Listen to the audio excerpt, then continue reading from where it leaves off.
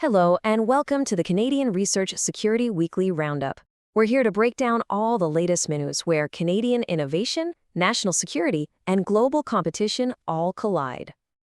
All right, let's get right into it. Later in the show, we've got a wild story for you out of France about a spy who someone literally said had the face of a Russian agent. You're not going to want to miss that one.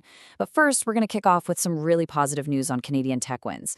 Then we'll dive into the flip side, the challenges that come with that progress. After that, we'll look at how countries are getting more protective of their tech, and we'll wrap it all up with a look at the modern spy game. So first up, let's talk about Canada's tech frontier. There were some pretty major investments this week that are all about pushing Canadian innovation forward, and everything from nuclear energy to defending the Arctic. Starting out in Saskatchewan, the University of Regina just landed a cool $6.9 million in funding from both the federal and provincial governments. And what's it for? Well, they're setting up Western Canada's very first nuclear technology center, and it's all focused on small modular reactors, or SMRs. This is a huge deal for building up nuclear know-how outside of Ontario and getting a whole new generation of experts trained up. Then, flying over to Ottawa, we've got a new defense tech startup called Dominion Dynamics. They're opening their first factory in Canada this March, and get this, it's going to create about 100 new jobs by the end of the year. Their whole mission is to build advanced sensor systems to beef up our surveillance in the Arctic. And frankly, that's a direct answer to decades of us not investing enough in our northern security. Now, switching gears to AI, Montreal's world-famous research institute, Mila, is teaming up with the venture capital firm Innovia. Together, they're launching a new, whopping US $100 million fund. It's called the Venture Scientist Fund, and it's designed to do one absolutely crucial thing: help turn all that amazing AI research happening in Canada into real businesses, and, this is key, keep our top talent from moving away. And this right here perfectly explains the problem they're trying to solve. You could call it the Canadian AI paradox. Think about this. We are a research powerhouse. We've got 10% of the world's top AI minds right here. But when it comes to the money, to the venture capital that turns ideas into companies, we get less than 2% of the global pie.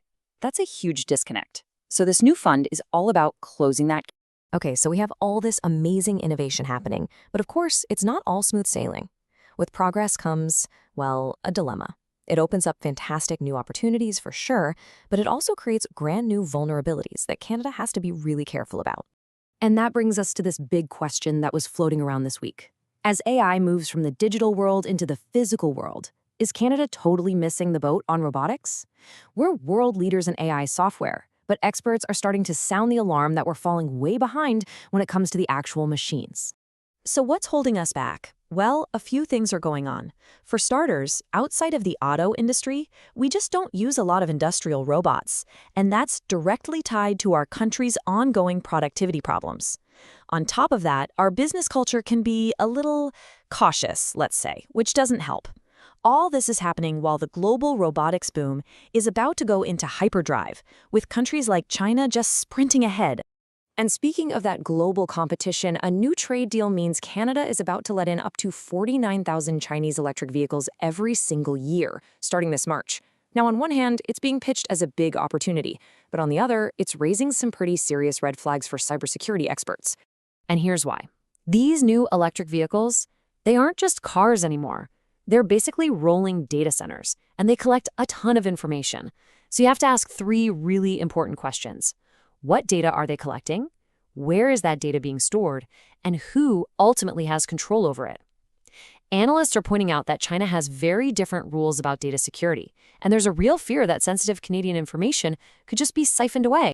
This whole idea of data risk is the perfect lead-in to our next big topic, the global talent and tech wars. We're seeing this clear trend now where our allies, our partners, pretty much everyone is getting way more protective of their research, their technology, and their top talent.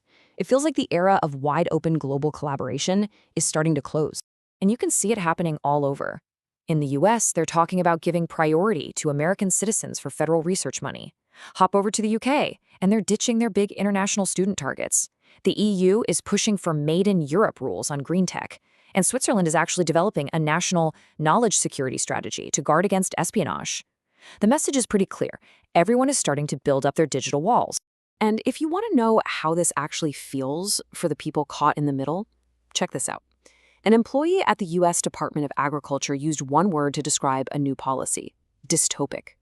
The new rule forces them to run online background checks on their foreign research partners, even partners from allied countries like Canada, to look for any, quote, subversive or criminal activity.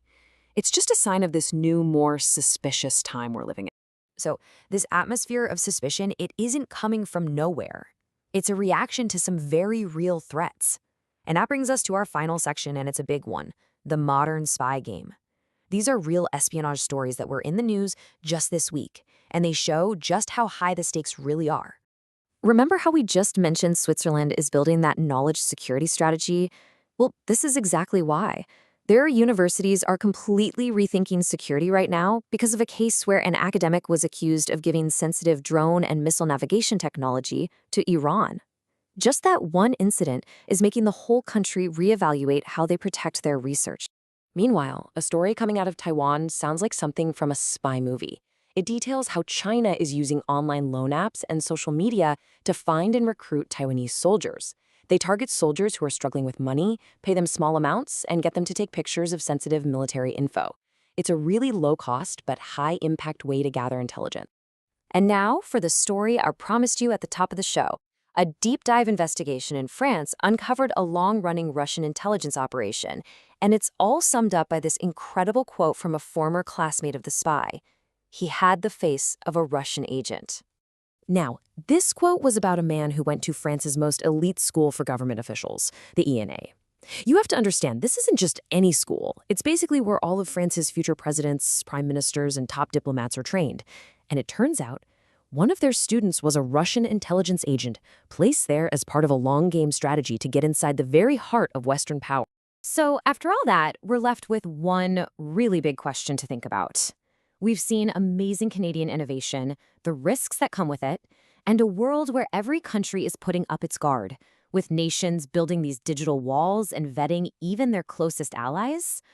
Are we watching the end of the era of open global research? That's something to chew on. Thanks for joining me.